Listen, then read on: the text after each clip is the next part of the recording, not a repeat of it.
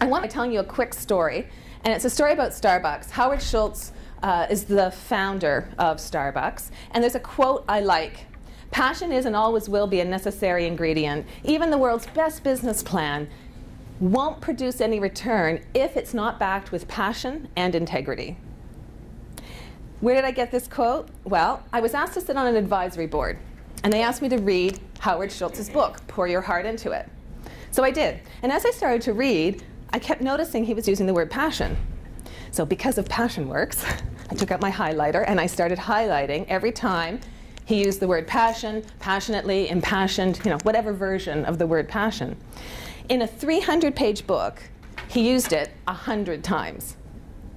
Now, some people might call that bad writing, but I think how I interpreted it, I think it was really an authentic word for him. It's something he really believed in, something he's passionate about, and he was sharing that with people. I've been following the Starbucks story for many years. I used to live on the West Coast. I remember the first Starbucks store. I remember the first one that opened in Vancouver. And then I watched this huge expansion. Now, you may be aware that a few years ago, Starbucks kind of took a nosedive. They had to close 900 locations. That's a lot of stores.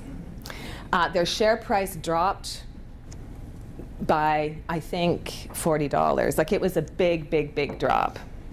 I remember at the time even wondering if it would make it, like just how things can happen.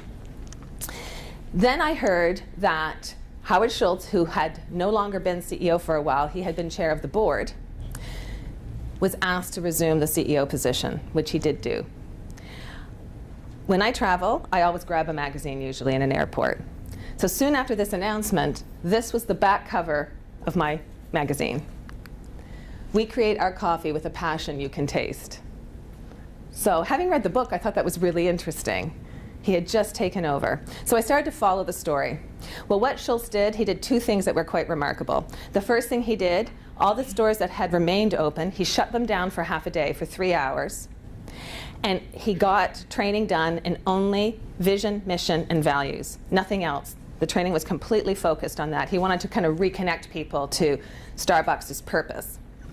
Then he took all of his managers globally and brought them all to New Orleans, 10,000 managers, to teach them what he really meant by the vision, mission, and values of Starbucks. He did that teaching himself. Those things are quite remarkable. Given that you're losing money, you've tanked. Think of the costs of both of those initiatives, like huge costs. He did it anyway. Within months after, Starbucks all of a sudden started to kind of regain its momentum, and it's been doing really well since. And what I find interesting is Schultz has been quoted as saying, "This wouldn't have happened without New Orleans, without that regrouping and resensing of purpose." And I think that's really important, that we recognize that you can have the best franchise in the world, but if people have lost their sense of meaning and they don't have a sense of progress, which is what we're going to talk about today, it doesn't work. I think of passion as kind of the fuel that just makes everything else happen.